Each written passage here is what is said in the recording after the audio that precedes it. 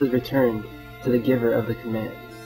Various other crosses were used by the ancients in their writings, and each one had a different meaning. They are, however, easily distinguishable from the crosses symbolizing the Sacred Four.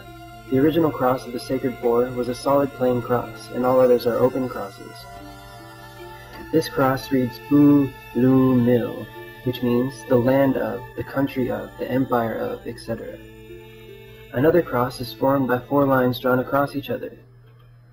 Sometimes, but not often, we find the ends of this cross connected. The meaning of it is slowly, little by little, slow progress, etc. Swastika. The swastika was originally associated with good luck, from being the favorite symbol of the Sacred Four who were in charge of the physical universe, and therefore that means by which all good things came to man.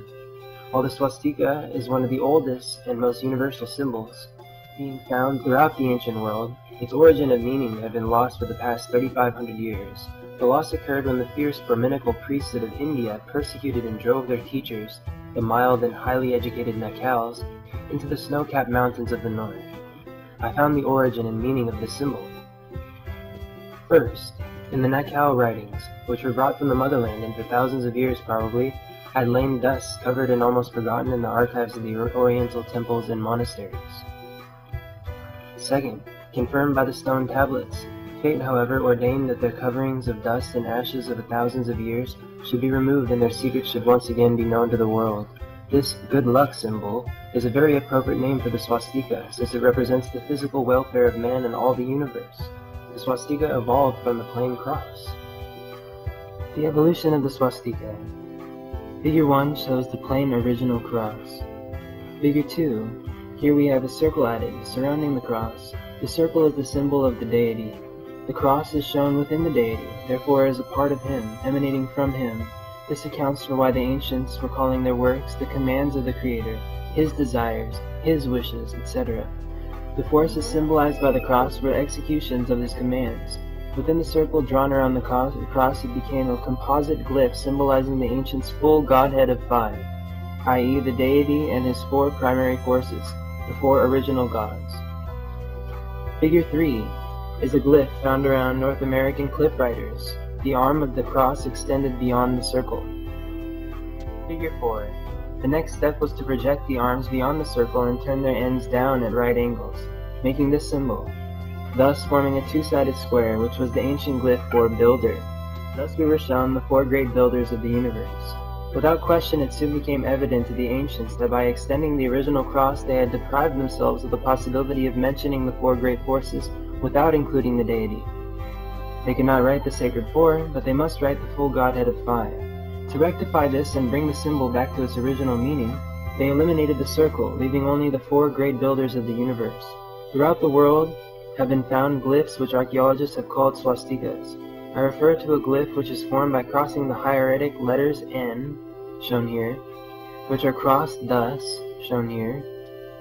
This is not a swastika, but the diphthong sh in the Motherland's alphabet. Where the ends of a cross are curved, it is not a swastika. The arms of a swastika must be bent over at a perfect right angle to form a perfect 2-sided square, the symbol for builder. Clement of Alexandria wrote, "These 4 powerful ones, these 4 canobs, these heavenly architects, emanate from the great supreme infinite one and evolve the material universe from chaos." Now we're going to explore the winged circle. Apparently there is only one step between the original cross and the winged circle, unless we accept the Mexican butterfly winged circle as a step. Figure 1 shows the original cross. Figure 2 shows the Dia and Chohans, ancient, Oriental, and Mexican. Figure 3, the butterfly winged circle, Mexican.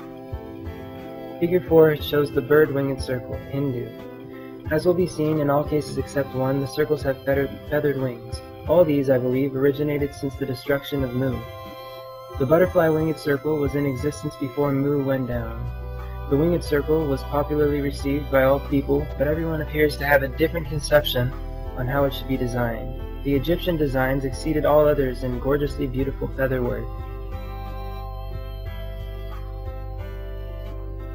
Among the Mexican tablets, Niven's collection, I find over 100 peculiar truncated figures. They are purely conventional and were not intended to represent any of nature's lives.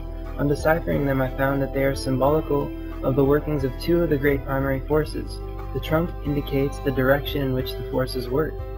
The body is that of a chrysalis or a pod, the symbol for the home of the great primary forces. The lines are the numeral writings from the ancients, in Uyghur pattern. The legs and arms point to the position of these forces under certain conditions.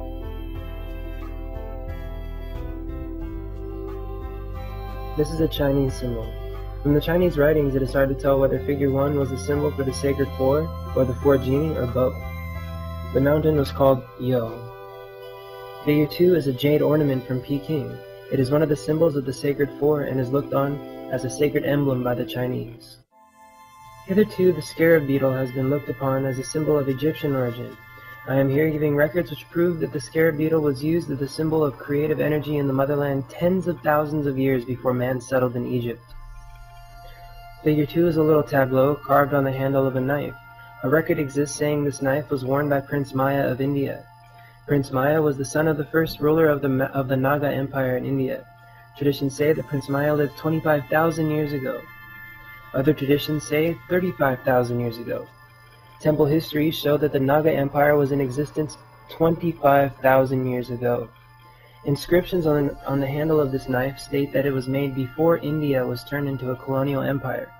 It is believed, based on tradition, that this knife was made in the motherland and obtained there by Prince Maya, who brought it back to India on his return after he had completed his studies in a Nakal college.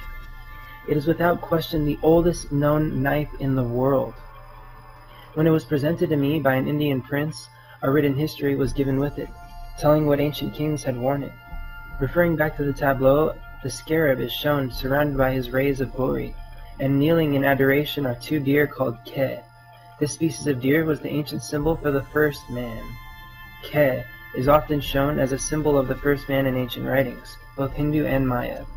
Upper Egypt was not colonized from India.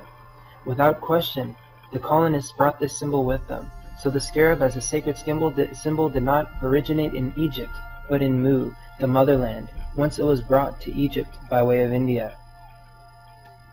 Figure 3 is one of the vignettes from the Book of the Dead and is a reflex of the symbol just described.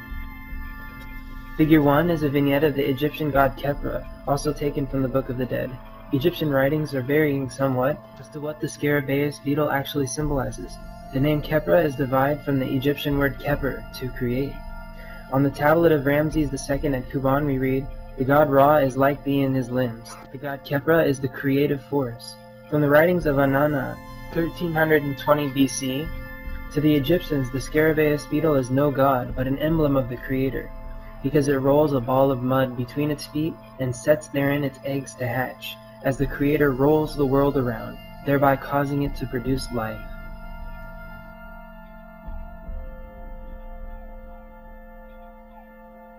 Ganesha is a symbol of the attribute who cares for the welfare of the crops in the fields, and is generally known as the Lord of the crops and fields, upon which humanity depends for its sustenance. On that account he is very much beloved. Ganesha is depicted as having a man's body painted in red with an elephant's head placed upon it. In India he is to be found at the crossroads sitting upon a stone. Dear old Ganesha, for he is very old, having originated in the motherland. Everyone loves him, even the little children. No one ever passes him without placing a flower in between his arms, so that he is always bedecked with flowers.